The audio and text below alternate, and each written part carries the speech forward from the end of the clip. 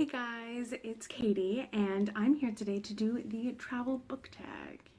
Now, you guys might be thinking, didn't you do a travel book tag, before? This is a different one. I've found like 4 different travel book tags, but Vendi from Caught Between Pages did this one instead of the one that I tagged her in, and I thought this one looked fun too. And since I'm going on vacation, or am already on vacation by the time that you're seeing this, I figured it was time to do this other one, and it looked like a fun one, and I thought it was appropriate, so I figured, why not? So let's just jump right on in. So this is split into 2 parts. There's part 1 and then there's part 2. So part 1 is Vacation Flashback. Talk about one of your favorite places you've ever traveled to. Who did you go with, and what did you do there, and why was it so memorable? So I'm changing this question slightly, and because the place that I'm actually going in a couple of weeks, or the place that I'm in right now, is the Cayman Islands, and I went there a lot when I was younger. I'm going to actually just talk about my experience from before and kind of talk a little bit about what I'm hoping to get out of it this time. So when I was younger, we would go a lot, and we stayed at the same place that we're going to stay now, and it's right on the beach, and it's just a really, really lovely little condo place. And I just remember the places that we stayed. It was the place I remember learning how to read. We would walk on the 7 Mile beach down to, to other hotels and things, and because I was a little pill when I was younger, I wouldn't want to walk on the way back. On the way there, I had no problem, but on the way back, I was just not about that life.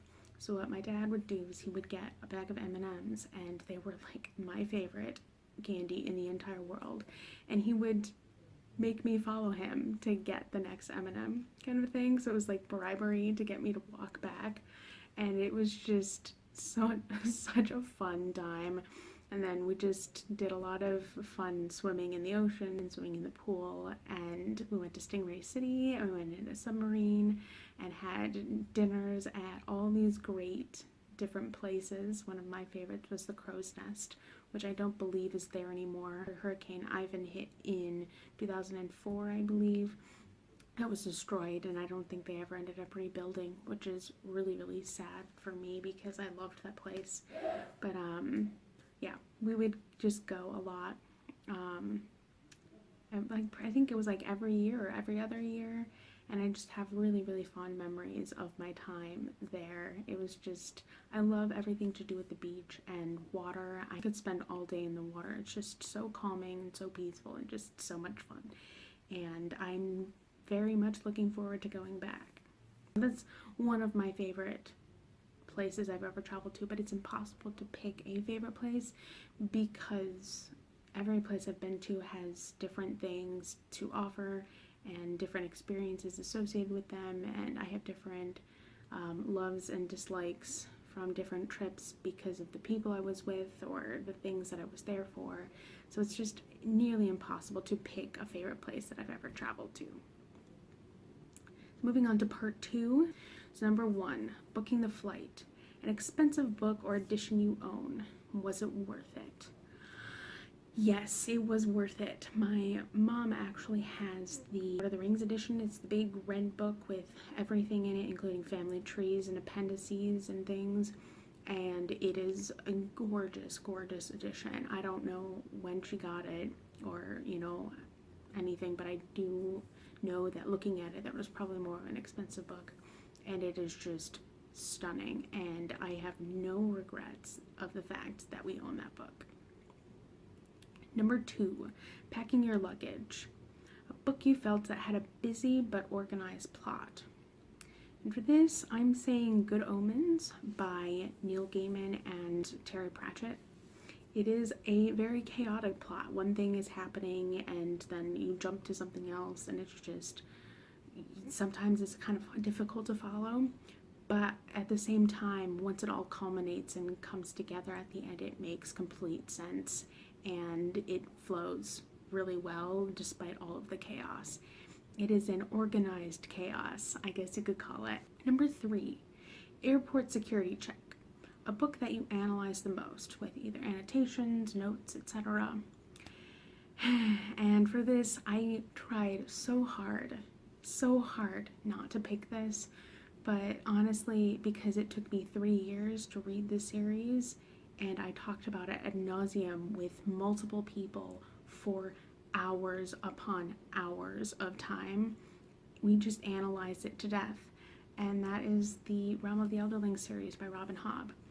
I mean, I'm not even joking. I had one friend, the friend who got me into the series in the first place, and we would Skype and talk about this series for hours.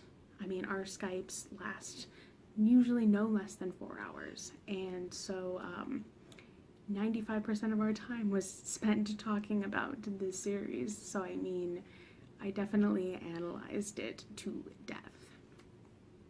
Number 4, Airport Meal. A book character you wish you could have lunch with, and what kind of questions would you ask?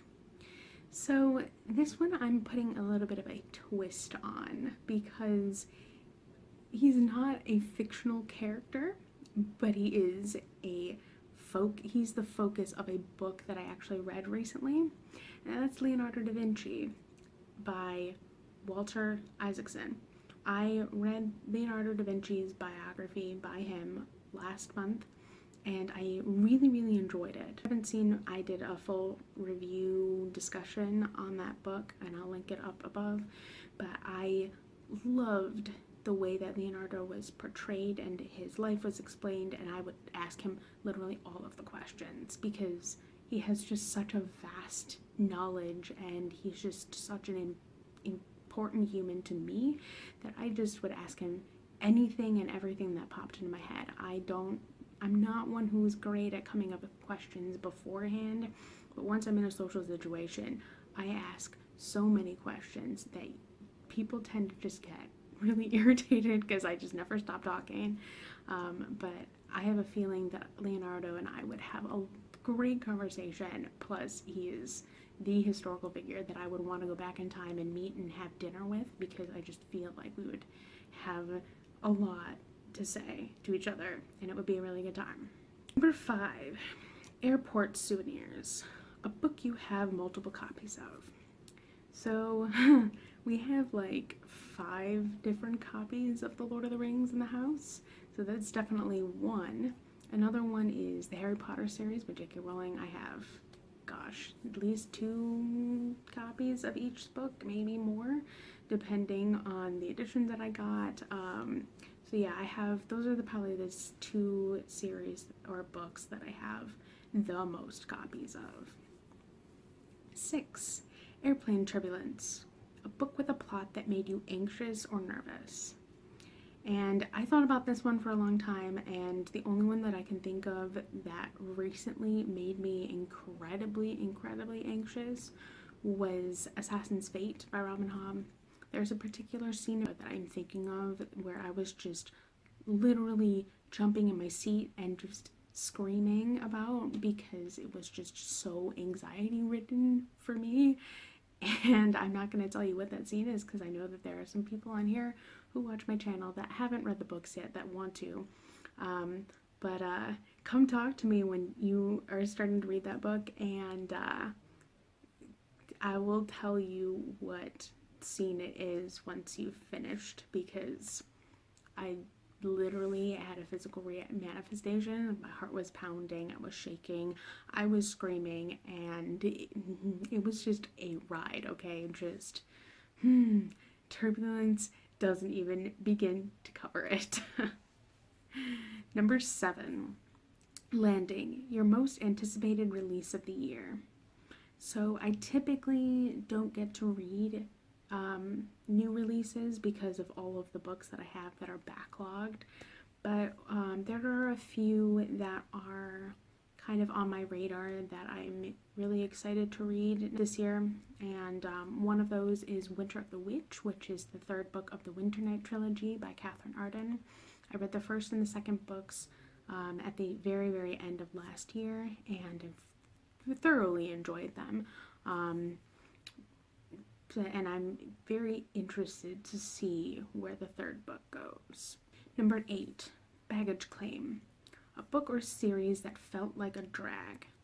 I'm going to list 2 for this. You've heard me talk about one at length, and then there's another one that you probably haven't heard me talk about as much. But the first one is the Kingkiller Chronicle by Patrick Rothfuss.